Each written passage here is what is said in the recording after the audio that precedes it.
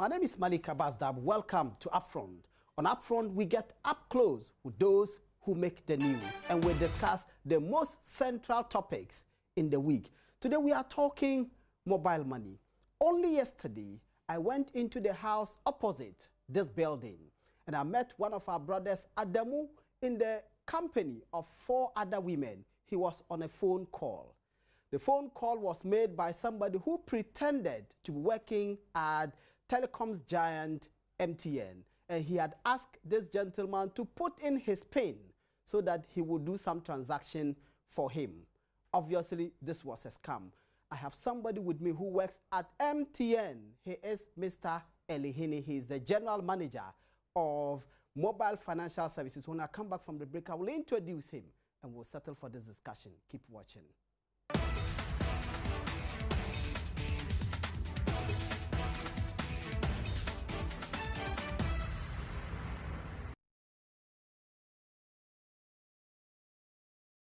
Welcome back. You're watching UPfront, and we are talking mobile money. I am pretty certain in my mind that if you use mobile money, chances are you have been defrauded or you have been approached by people determined to defraud you. How can we keep our transactions on this platform safe? I have with me Eli Hene. He is the general manager, mobile financial services at MTN. Eli, welcome to UPfront. Thank you very much, Mike. Good to see you. Good to see you. And I've spent most part of my week with you this week. Yes, it's all good, and it's helped us to further educate our customers and bring a lot of awareness around the service. Given where you sit, how much of this is a problem? Well, let me start by saying that the mobile money service itself, within the context of what we have tried to achieve, is new to all of us. And so some of these things should not be surprising. And indeed, Ghana is not the only market that have seen these kinds of trends. In the big market in Kenya, where Safaricom has been over the past 10 years, they've also gone through this phase. And indeed, they are still dealing with fraud. So it is an issue that we all need to embrace, and most importantly, get to resolve it through collaborations and support for one another. The complaint is that your institution, which controls the largest share, you trump the rest of the telecom providers in this area, that you simply aren't taking proactive steps enough to deal with this and protect people's money. That is actually not the case. Let me start by saying that technology comes with its benefits, and along with it, the other expectations on both sides, which is service providers and our customers, as well as our trade partners. And those who design the technology must design it in a manner that protects people. Yes, and that is how it has been designed. Is it? When a customer is initially registered for the service, the first thing and very important is when he has to select his PIN. That personal identification number, which is the 4-digit PIN, is very confidential to the customer, and as part of the education, the customer is well educated that keep this PIN secret only to yourself. Don't disclose it to anyone, because it's actually the door to your account, and that is the first phase of the service introduction. Then you come into the service development itself. Let's stick with the PIN. Yes. You say the rules and regulations require that this should not be disclosed. Yes. You and we were on radio, when one of our colleagues, Commissioner of Nkrumah, pointed out to you that he went to one of your offices. He had an agent asking somebody, obviously an illiterate who had come to do registration, asking the person for their PIN instead of giving it to them to type. So this person who is sitting there is collecting people's PINs. If for whatever reason and whatever motivation this guy decides to sell this information or use it for whatever purposes, you have no control. Well, first of all, that particular incident is most unfortunate. It may not be an isolated one. Well, I would also tell you that we've had instances where customers who have been duly educated and told what to do come in to do transactions, and example is where he has done a transaction intended for another customer. A token has been generated. The information has been written on paper and given to him in confidence and in secret. And then just as he steps away from the agent, he makes a phone call and is on the phone shouting the digits, just like buying scratch card, scratching it and shouting the digits across to another person. So you see the link there. Is that not a failure of your part because you haven't educated the person enough not to do that? We do.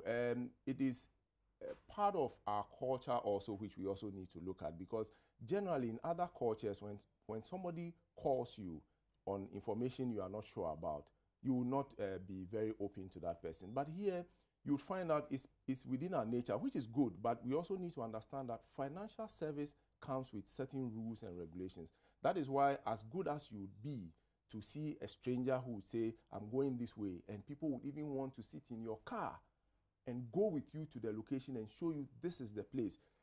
Another culture will not do that because they will take the risk of, I don't know him, what if I sit in his car and he takes me away?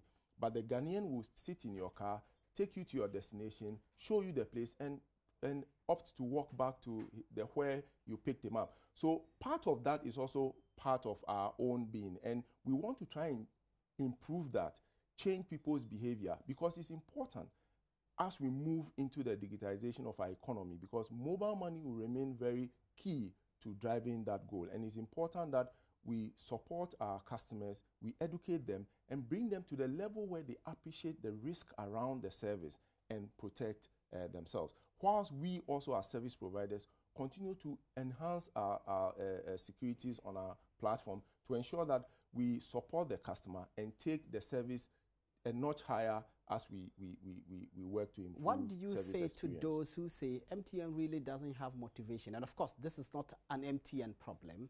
The telecom companies do not have any motivation to stem this tide, because whatever happens, whether the money gets stolen, whether somebody gets defrauded, you take your share before the money is cashed out. So you don't lose anything. We do lose, Malik, because these are customers we've given a promise to. And it's on the basis of that promise that they've come to become associated with the product. They've accepted the product, they've embraced the product, and they are using the product. And therefore, if that promise is failing along the way, customers are going to, and you heard people who also said that on the basis of that, they would not want to get exposed. So it's in our interest to make sure that our customers are protected and we provide the needed support for them to enjoy the service. Quite apart from that, this service itself is a social intervention that has brought a lot of convenience and has enhanced our financial service space, has made it possible for many more people to be included in the financial space. Today, with mobile money, you can buy Government of Ghana treasury bills, you can make savings. So the social part of it is also very important, and that responsibility on us makes it imperative that we ensure that the service remains safe, secure, and reliable. Unfortunately, that doesn't appear to be the case with the rampant complaints that we are getting, and we were on radio, you heard the calls. Yes, Malik, it's not as though we are belittling the issue, but it's also important to look at the statistics also, so that we are very clear in our minds when we come to the use of rampant and works like that. Yes, it's true that customers are going through challenges, but if you take a service that runs over close to 4 million transactions a day, and you consider the number of fraud cases that we capture, it's actually less than 0.1%. That is not to say it's not important, but we also want to put it into its context so we understand that, yes, people are complaining, but it is not at the level where we are made to believe. That is not to say how do you that come is to not those important. figures? Well, there are figures that we have. Indeed, transaction details are common knowledge in the office. Fraud reports are also part of the reports we put together. And when we say fraud, we don't only talk about those who have been victims. People report attempts to scam them, and we pick all that into our database.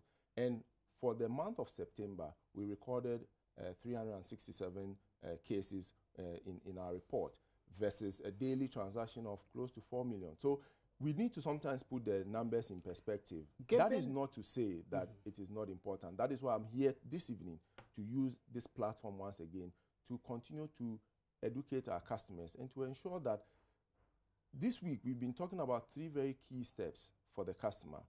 The first one we talked about is the PIN issue we discussed. Don't disclose your PIN, it's your secret. I think it's important that our customers also embrace that, because if you have a bank account today, you will not give away your PIN, because if you gave away your PIN on your ATM card and the ATM card is available to anybody and you took your money, I'm not sure your bank would be liable for that, because you have exposed. That is why when you go to the bank and they give you the card, they actually tell you that the PIN is a secret. Keep it to yourself. The second one is, don't entertain phone calls and messages on your phone purporting to be discussing your account. Nobody will call you to discuss your account. And the third one is, don't give up your phone to a third party to do transaction on your behalf. And Malik, this is very important, because if you give your phone to someone, do you know that a person can steal information from your phone within that short period and move those information around? And the next moment he knows your whereabouts, your information, and people can actually move your WhatsApp messages onto another device. And every conversation on that WhatsApp information is visible to them. Let me go back back the risk. to the question about entertainment of calls. Yes. Are you saying that I can never, or I will never receive a phone call from MTN? And that if I were to receive a call from anybody purporting to be calling from MTN, I should straight away treat the person as a scammer? Well, we have said, and we have reiterated, that MTN will call you with a defined number, and that is 024. How is my mother able to know Malik, that? let me try and explain that. Because we are service providers, we also once in a while get in touch with our customers. But my point is, MTN or a staff of MTN will not call you to discuss your wallet. That is what I'm saying. He may call you to give you an information, but he will not be asking you, have you done this? What is your PIN discussions and things like that. A staff of MTN will not do that, because as a service provider, remember that you still walk into my branch to do a transaction. You interact with me. So the interaction we cannot rule out, but the level of interaction for our staff is defined and within the context of what the customer has come to experience. That is why customers also are quick to say that I've been scammed. Otherwise, they will not make those conclusions if they are not sure and they are not able to tell the difference between somebody who is calling from their service provider and somebody who is a scammer.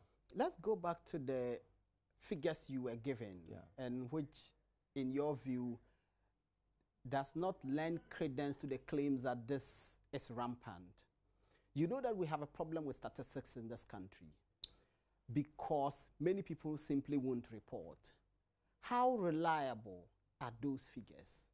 Well, Malik, these are figures that we collate across the country, and it comes from calls that are made. Even if I receive a call from anybody making a complaint of any sort, that is also logged.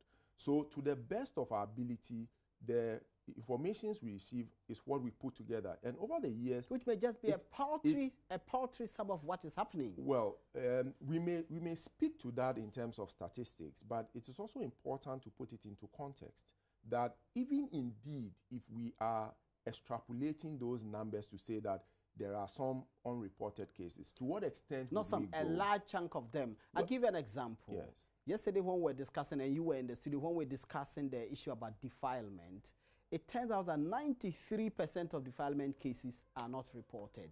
Okay. If people's children get defiled and they do not report, I can guarantee you that if people make attempts to steal their money, they will never report to you. So 93% are not reported. It is entirely possible and feasible and sensible to argue that in the case of mobile money fraud cases, a large chunk will not report. Yeah, well, Malik, we would always have to work from a point. That is what we have. If you work with that, you can extrapolate and do other things to get to whatever point you have. But we cannot speculate. That would be dangerous, because then we are not working with any fact at all. And it doesn't help us to plan to do anything. Today, if my number I have is what I have and I'm working with, obviously, with all the indications which are coming, I'll go further to probe and put in other interventions to see how best that data can be enriched to make it more credible, if that is your point. But the argument that we should just extrapolate because we have received calls from people. How many calls I guess have that's we not received? the suggestion. I guess the suggestion is this is your business. Yes. You certainly have better capacity. You have an unparalleled network of agents and systems and people and institutions. You are better placed to conduct research that will give us accurate figures rather than just rely on people coming to report to you. That is lazy. It's not based on people coming to report to us. Remember that beyond what we do, we also have what we call field teams who do work across this country. We have a huge sales force, and within that sales force, we also have people who do what we call mystery shopping and other things, picking information. That is how we are able to tell what is actually happening on the ground and take proactive steps to mitigate it. The issue that has come up is not an issue that has come up just this week. We have been working on it, and that is why you have seen that over the period, we have also seen a lot of service enhancements. In the earlier days of the service, if you are doing transaction, and if you remember, there was a number of complaints of customers saying that I do wrong transfers. I do wrong transfers. I've sent the money wrongly. I've sent the money wrongly. Yeah, to the wrong number. Yes, we took steps to enhance that feature. Today, when you are doing mobile money transactions, you do 2 levels of entry of the sender's wallet number or account number. And then there's a 3rd level where you get the full details of the transaction. That full details further gives you not just the number, but the full name of the recipient, so that you are sure that you are sending that money to Malik Dabo. Which I must admit is a very useful addition, because I found it very I was excited when I found that. Yes, so those enhancements of the service has taken away the complaints that we've had of wrong transactions. So we take several steps, and we also go down to engage customers to understand what the issues are. So when we pick up this, we take the next step. And I'll tell you, the service enhancement level has brought us to another level. And in the next week, we'll also be adding another layer of security to the service, where we would also put additional security on the side of the customer. And the customer will now be expected to do one activity before an agent can interact with him. That would allow him to ensure that unless he is in the process of initiating a transaction, it is only then that the agent can interact with him to do a transaction. And that is to say that at any point in time you want to withdraw money from your wallet, you would have to enable a service we are calling enable cash out or turn cash out on. Once you do that, then an agent can transact with you. But if you don't do that, no agent can transact with you. So as we go along, we enhance the service. And that means we listen, we go on the ground and understand what the issues are. We don't wait for issues to hit us before we take steps. This new addition and security measure you are introducing, is it not a knee-jerk reaction? No, if it was, because these things take time to develop. We have been working on this over a period of time. And in the pipeline for us, because remember, we also do customer engagement in the process before we release this thing. So it's something already in the pipeline. It has nothing to do with this week. And if it was this week, we wouldn't have been ready within this time. What do you say to those who say MTN is, and this is coming from your agents, yes, who say MTN is particularly difficult compared to the other network operators when it comes to dealing with fraud cases? The example is cited that if a fraud case is reported to you, the constant refrain is, well, there's nothing we can do about it. And you heard some of the callers make that point. Yes, I heard it and I was very disappointed. And what I also said that day, if you remember, is that it's unfortunate that we've only had people who have called to complain about one negative experience or the other. But I'm sure there are a lot more, and that is something we don't do as people. We don't have people who call to speak about the positives they've experienced about the service. And I'm sure if we gave that opportunity to people who have had a positive experience, who have callers calling to express that. The people are paying for a service. Yes, they are paying for a service, yes, and it is expensive. If I make a transaction and you are taking 1% out of that, yeah, it's expensive. So they expect that the system will serve them properly. The system is serving them properly. They don't owe you to call and praise you for I'm not saying they should call for rendering a service for which they are paying. I am not saying they should call and praise. I'm only saying that we should also have this other side where people have had an end-to-end experience that is complete. I'm not saying our system is perfect. That is why we have continuous improvements on our systems and technology. What is imperfect about the system?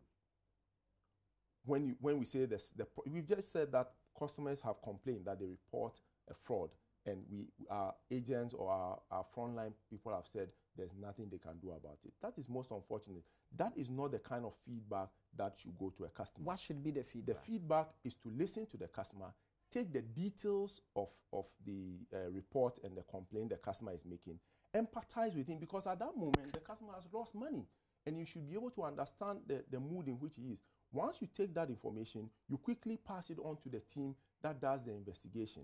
When you finish doing the back-end investigation, immediately also you should give an update to the customer to know where we are in the case, what steps we are taking. Because in the process of taking some of these actions, whoever we find culpable in the chain, and we also have that as part of our agent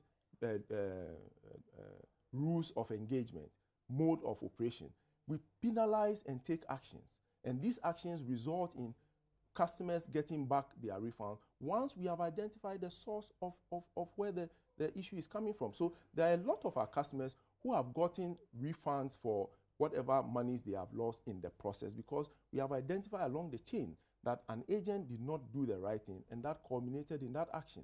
And that agent get penalized because it is part of the process to get it. And so there are processes in place, and we follow that to ensure that we have an end-to-end solution in place. But if there has been complaints, I will not hold back for that. I will not say it is not possible. We will take that, we'll go back, we'll look at our process again, we'll look at our frontline staff, we'll look at how best we can improve the training and capability building that we need to do. And that, we believe, would address the issues. An example was given that if you were to transfer money using some other network other than MTN, and by the way, MTN controls 93% of the market, the mobile financial transaction market, that if you were to transfer money using another system or another network, and there was an issue and you reported it, the network will lift the money until the matter is resolved. Then it will send the money to wherever the money should go. MTN doesn't do that. MTN will say, well, this is not our fault, it is yours, so suffer the losses. No, I'm surprised to hear that, because I'm sure you also have monitored and have also realized that in the past, we have done a lot of these. When issues happen, we go ahead and take immediate action. But what we realized is that people were rather not also giving us the full story, and we get embarrassed, and people have also tried to sue us. Because somebody makes a complaint, you take immediate action, and you realize at the end of the day that the person who made the report is actually not telling you the truth.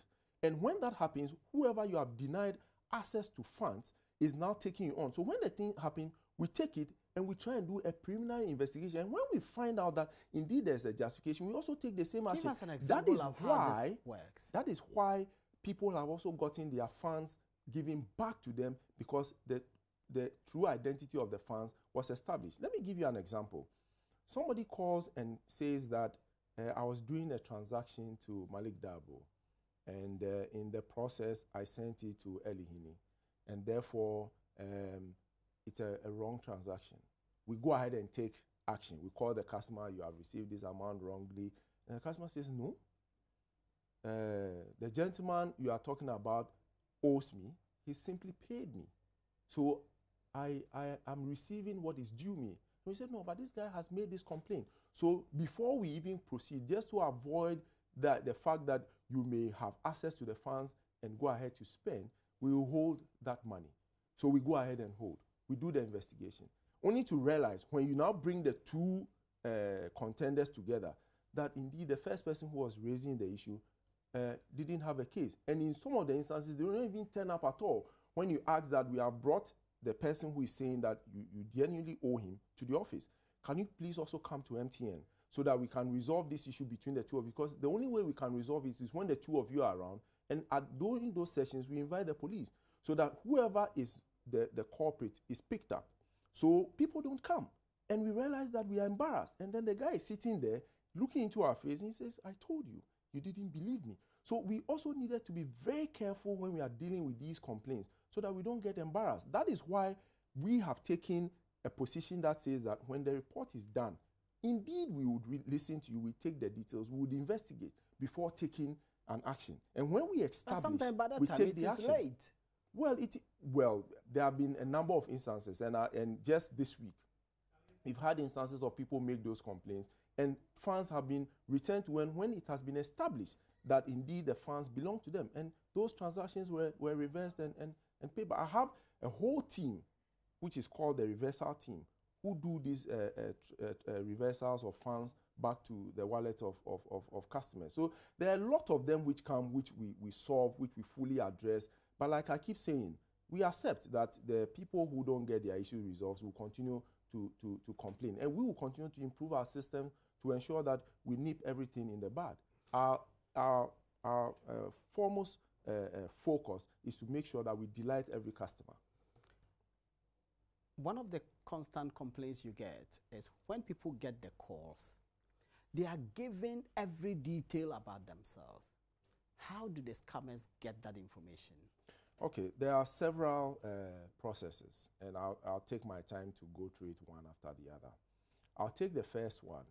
The first one is that typically at an agent point, when you go to do a transaction, we have the agent transaction booklet, and that has also been revised as we have observed a certain trend.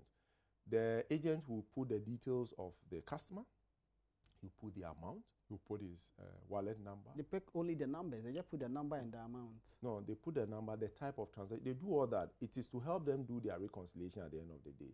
Now, what happens is that people come there and pretend to be customers who want to do transactions. Sometimes they take a shot of the transaction booklet. So they have the details. When they call you, they mention your name, your phone number, and because your transaction information is also there, they tend to play on that. And you think that, oh, this is the man. But how are they able to tell how much money you have in your wallet? I'll come to that. So that's the first point. The second one is people come and give their phones to agents. Okay? When they give out their phones to agents, the agents do the transaction on their behalf. Remember that when the agent has done the transaction on your behalf, what has he seen? He has seen the last message you received, isn't it? And that last message you receive is what? Is your balance. Now, if the agent has seen your balance on your SMS, which is supposed to be confidential to you, and sometimes I've gone to agent locations and people have said, well, I've received the money, and but this information is incorrect. Can you see that? By the time you do that, people give out information unknowingly. So people, several ways, and your colleague in the office was also saying that sometimes when they call you and they interact with you, other people unknowingly may be giving information in that social engineering conversation. That is another form of it. So there are several ways these people pick information. And once they mention that to you, then you believe. So those are the instances we've picked up where customer information is exposed. And the other one, which you said you like so much, most of the time you hear people say, they call me and mention my name. How did they get my name? If he does a transaction that does not terminate, you see the last part. It's a service enhancement. The question is, do we take it away because of that? Because it is also solving a problem. The guy gets the details. Which then means it's your agents who are the problem. Well, we will not take out that discussion.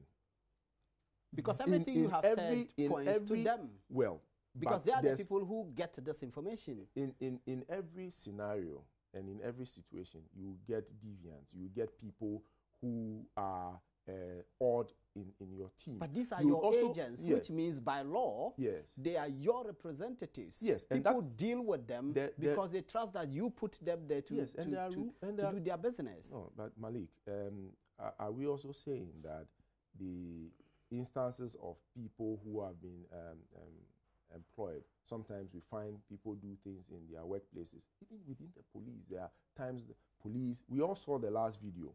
Does it mean that the police and the service, police as an institution is bastardized? Yeah, but you see, but the police took action against those individuals and to give a stern warning that these behaviors are not what we associate ourselves with. We don't tolerate it. And so these people are dismissed immediately. That is why there's a code of conduct. People must behave and behave appropriately according to that code of conduct. If people who come in just by doing your due diligence and everything, there was nothing else to be done, I'm not sure there'll be code of conduct, there will be code of discipline, there will be other processes in place to ensure that people behave properly. And if people fall out of those defined rules, action is taken. And that is why we are taking actions against agents who have been found culpable.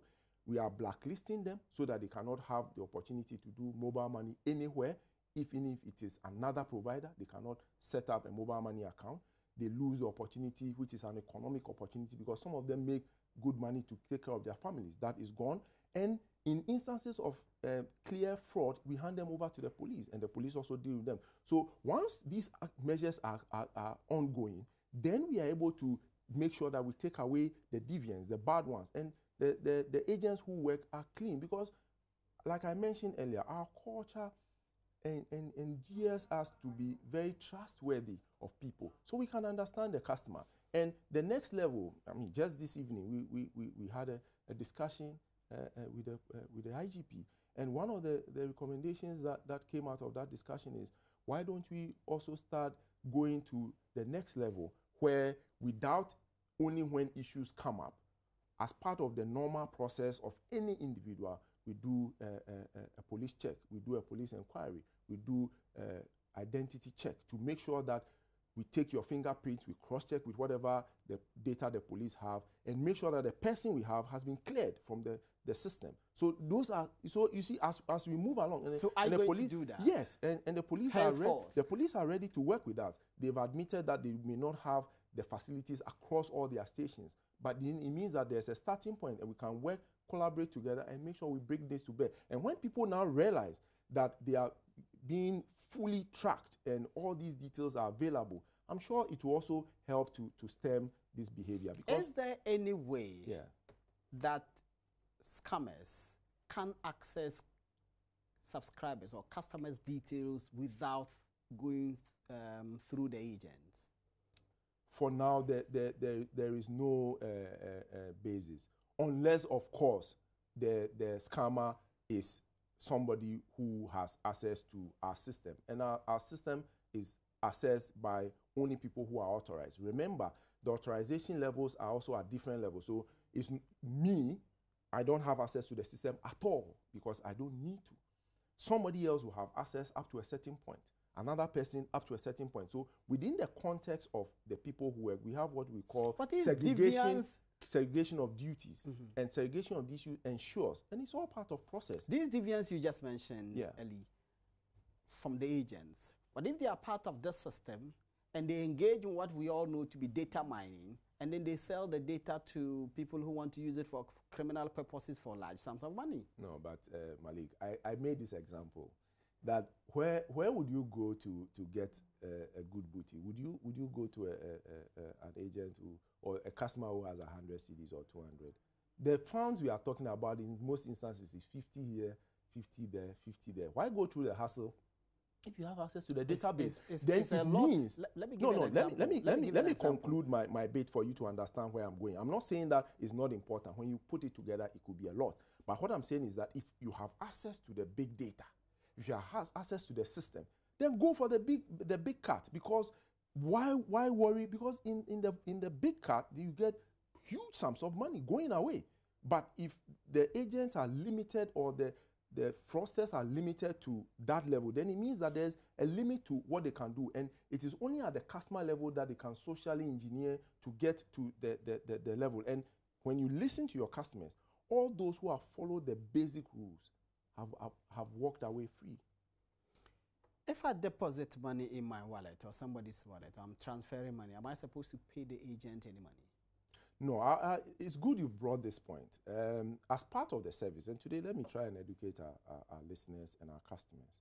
As part of the service, we have free services and services that are also fee-paying. Remember that the fees are a necessary part of the process because the agents also earn commissions, and the commissions are earned from the fees that are collected. I will not go into the details of what the agents earn. I read something that somebody said, he wasn't well schooled, saying that the agents probably are not earning enough. They are earning a lot. And if I tell you how much I pay in commissions, you'll be surprised. part of the commission, which is the starting point, which is what we call the cashing commission. When a customer is putting money on his wallet, it's free. It is part of what we do to encourage the agent or the merchant to put money on his wallet. Otherwise, why would the agent be willing to have electronic money? There will be no motivation. But the motivation is that if he's able to sell that electronic money, which is the beginning of a subscriber transaction, he will make some commission. That's why he'll keep the money. So let me explain the process. So if you do that transaction, it's free. Now, it is when you try to push money to a customer that a fee is charged, or when you try and take money out of the system that a fee is charged. Out of the commissions we pay, which is the cashing commission, at the end of the month, can you guess how much we pay in total to our agents? Tell me. We pay nothing less than 6 to 8 million. The last payment we did was around commissions to 8 million Ghana cedis is what we pay to our agents, and it is not the total commission. It is commission they earn post-transaction. The other transaction, which means that we pay them at the end of the month, is the portion of the transaction they earn post-transactions, which means we put it all together and we pay them as a lump sum. Whereas in the case where funds, when they do cash out, that one is instant. Once the fee is charged by the system, the percentage that is due them is paid them immediately. So that is not even part of the 8 million that they earn. Let me get a difference between this post-transaction and cash out. Yeah. Cash out, I go to the agent and I want say, to withdraw money. I have 500 cedis on my wallet. You want to withdraw. I want to withdraw it. Yes. When you are withdrawing that money, that 1% that is charged, a percentage is paid to the agent. Which is separate from the 8 million you pay for post. Yes. Yes. So they earn cash out commission instantly, and then the cashing, what we call the cashing commission, which we also pay. So that is the kind of money that we pay monthly. And then those agents also earn, don't forget, they also earn the interest that we pay at the end of each quarter. So at the end of each quarter, when we are sharing, the last time I'm sure we paid something close to 12 or 14 million. They were also part, because remember that the interest is calculated on the overnight balance of your wallet. So the agents also, at the end of the day, whatever monies are kept on his wallet that goes overnight, he earns interest on that, because the banks also pay the interest based on the overnight balance of the float they are holding. And at the end of the quarter, when we are paying interest to subscribers, the agents also earn money. So our agents earn good enough money to keep their business going. So why do they take 10% or 1% for my deposits? And it is so pervasive.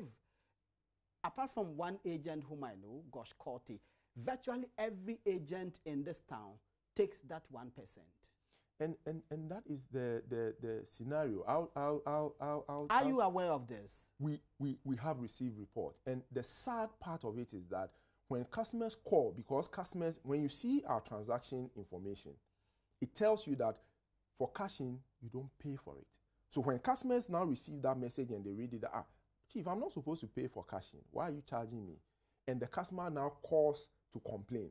And we pick the call and we say, can you give us the name of the agent from where you did the transaction? Then the customer goes like, oh, but if I give it to you, give you the name, what is it? Oh, because we need to take proactive measures against them. Well, I don't want to be the one spoiling somebody's business. So if I have complained to you, I cannot give you the name. Those are some of the feedback we get from customers. And it's very disappointing. So it is when we do our mystery shopping, that's when we pick them. You don't have to do mystery shopping. It's so pervasive. It's widespread. It's common. Malik, I'm sure that we all say that in all instances, we want to pick evidence. If the customer gives me the evidence and points me in the direction, I'll go pick it up. The lady who complained, which you are talking about, we've picked up the issue. And we have already taken it's not action. About somebody complaining. Ellie, I'm telling you that at Multimedia here, if you just take our street, 355 Hanover Street, and just walk down, every mobile money agent you do a transaction, they take 1% from you. I picked that. It is cash out, they will not take money. Okay. But when you are depositing money, everybody will take the 1%. That's good news. What we do then in turn is to be able to establish the fact in action. because I cannot just take an unilateral action on the basis of that. That's what I'm that we do mystery shopping, and out of the mystery shopping, we have closed down a number of the agent points. I can tell you that if you do it well, you will close down 99% of the agent points. Well, I've told my team that I'm willing to do that once I get. So why are you not doing it? No, but we are doing it. We are taking action. Just over the past week alone, can you imagine the number of agents we've closed and blacklisted? Yes. Because of this action. Over 300. Because we are being tough. We are being tough. People's businesses are going down. But we have to take the tough decision because we want to clean the system.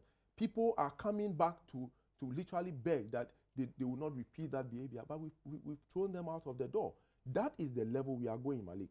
Because we want to make sure that our customers have the best of experience. So if we do all this, and the customer now turns around, the agent now turns around to create the impression as though, one, they are not making enough from mobile money transaction. That is why they are behaving that. Then they are being mischievous. Because apart from Gosh, everywhere I have deposited money, they take the one. If you won't pay the 1 cedi, they won't do it for you. If you are depositing 100 cedis, they will take their 1 cedi.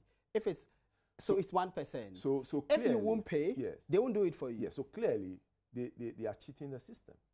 They are making money that is not accounted for because that money doesn't come into my account. I don't account for that. At the end of the day, I'm paying him a commission for that activity that is done. So that is why it's important that the actions we are taking against the agents are done through and through, and we encourage our customers to help us in the instances when they have been victims, so we can take action. When we do our mystery shopping, we take our action, and we'll continue to do that. And as a result, the team for this time has been increased. We have increased the number of people who go out to do these things. And I'm telling you that within the shortest possible time, you will see the impact on your lane. You will see the impact on your lane. That people won't take money again. You will see the impact on your lane. So if I go to deposit money in my wallet or I'm transferring to somebody else and they say you will pay 1 cedi for 100 cedis. If 1,000 cedis, I'll pay 10 cedis. What should I do? Don't proceed to do the transaction. But I want to do the transaction. It's urgent. Yes. Malik, I'll say two things here. Don't do the transaction because you just mentioned that there's Gosk or Gosh. There's Gosh Korte, yes. Gosh Korte, who will do it correctly for you. I've also been into the market and I've seen a number of agents who will do the right thing. And those agents are the ones we want to showcase. And so as a result of that, even for our own customers, we are instituting a program we call the Customer Feedback, which is the CLF, so that when you go to an agent or a merchant and you do a transaction, we are able to engage you through a message, how to rate this agent's experience. And during the rating also, it gives us information as to the customer experience, and that also will help us to take further action. In addition to that, we are also, like I mentioned, doing the mystery shopping approach, which will help us to weed out that. And for you as somebody who is, I'm sure, a bank customer, you can also take the next level of service experience, where you can link your mobile money wallet to your bank account.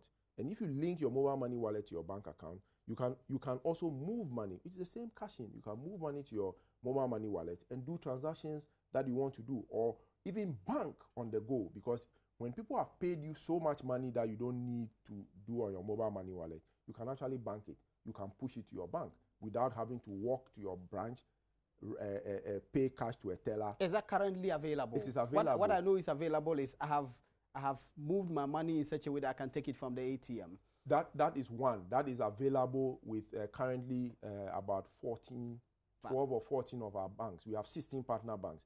But this one I'm also telling you is available with the same number. All those who have the ATM solution, which is about 13 or 14 of them out of the 16, also do have the service where you can move money, and we call it bank push and pull. You can move money from your bank account to your wallet, and so can you bank, so that you can bank. And I'm sure if you listen to the radio, you've played some of those ads. Carl Bank has been very active promoting it. Access Bank have been active. EcoBank has it. Fidelity have it. All those big banks have that service. So as a bank customer, you can actually link your bank account to your mobile money wallet, where you can I have move to go money. to the bank to do that, or I can do that on my phone? If you have a relationship manager, he can come to your office and do it. It has to be done in person because you complete a form. It's all part of the KYC. You complete a form and you also validate your PIN, because the PIN you use for that transaction is not the same as what you do use on your mobile money wallet. And for the banks who also have apps, we have linked the same service to the app. So for me, as a Barclays customer, I don't cash in at an agent anymore. Anywhere I am right now, I can move money to my wallet and actually proceed to do the transaction. So those services are there, but that is not to say that we should not deal with the issue, because your mother in the village does not have the experience we are talking about. He will still go to the agent. And so agents who are behaving that way, we need to clear them out of the system. And I've told the team, if it means all the agents go, let them go, because that way it will send the right signals. So I think that what we are doing is the actions against our agents, the service enhancements we've talked about, and also customer education, because the customer education part is still very important, because it is also the area where we are vulnerable the most, because we all know the level of understanding of digital financial services by our customers. How can I save myself from being defrauded through mobile money? What steps should I take? I'll reiterate it. As a customer, there are 3 simple actions we have said. We'll go over it again. The first one is your PIN. As much as we'll talk about it, we'll keep flogging it. Your PIN is your secret. It's confidential to you. During my visits during the years when Safaricom were also growing and they had their issue, that was the single message, and it was in their local language. And they say Piniako Siriako. Piniako Siriako means your PIN is your secret. And that was just the single message they had for their customers. And they kept at it and just kept at it till it sank in to the customers and they began to follow the process. The second one is, do not entertain a call discussing your mobile money wallet, discussing your account, asking for information which are personal to you. And the third one, don't give out your phone to anybody, because when you give it out, even for a mobile money transaction, they do far more. The smart ones take data on your phone, pick information, check your balance, see the other things, and sometimes they even put other things at the back end, which will be downloaded and be taking information from your phone and putting it on another server, which they will have access to. And anything you are doing, you are fully exposed. Is there anything the network itself is doing to deal with this problem? Yes. One of them is the service enhancements I've talked about, where as we go along, we look at ways we can raise the security level at the customer end to a notch to see how customers... But does that not complicate the system, which you designed to be simple and to be accessible to everyone? Unfortunately, we would have to go that route and educate our customers, because we believe that when the customer has that extra level, it also provides an additional barrier to the things that fraudsters can do. And so it's important that it is there. As difficult as it is, and I'll tell you, this particular solution we have, when we had the initial phase of mobile money, we had a similar thing. And it's the same issues you talked about. The service is a bit complex. Let it be simple. We made it simple. People enjoyed it. And people started having issues with it. So we need to put such things in place to ensure that customers are protected. The other bit of it is, like I mentioned, our processes, especially the agent area, where we need to tighten the screws, where we need to ensure that the radar is on the agent and making sure that whatever he's doing, we are monitoring it end to end. And today, we have tools that enables us to pick certain trends. And so some of the agents we've picked, especially those who we've picked from the scene area who are involved in this fraud, it was not because anybody reported anything to us. We picked it from our own trends that we observed during our reviews and forensic audits that we do. And then we say, oh, this is the area. And oh, there are multiple points. then we got in touch with the police, and we went there. And what's happening with that case? We got the culprits in action. We got them in action in their room, wherever they do their, we got them in action. The police picked them, we handed them over to the police. We are following up and we'll see to ensure that they are... Have you successfully prosecuted, or have the police successfully prosecuted any persons for mobile money scam? I cannot give you any data, but I know that we have done a number of arrests, and these arrests are going through the process. The police process and the prosecution process, I don't determine. But whatever data I can pick up, I'll try and get that so that I can share as well. But we've done a lot of work in that area. So the agent area is a key focus area. Apart from that, is also the bit about building capacity for our agents, so that they also are able to understand the impact of certain actions on the overall benefit of the service. So people don't just sit in their corner and think that, oh, I'm just trying to enrich myself. You are destroying the product. You are putting the customer away from the product. But together, if we can build the product in a better way and many more customers can enjoy the service, then you can also continue to keep your business and ensure that you grow your income that you make from the service. So those are the system area. Then on the system side, we are also raising the alert levels on the system so that we will get several more alerts, because the trends is such that when more alerts come, then we are able to pick them. And so a lot of these have also been put in. And today, we are able to make some determinations of SMS scams and block them.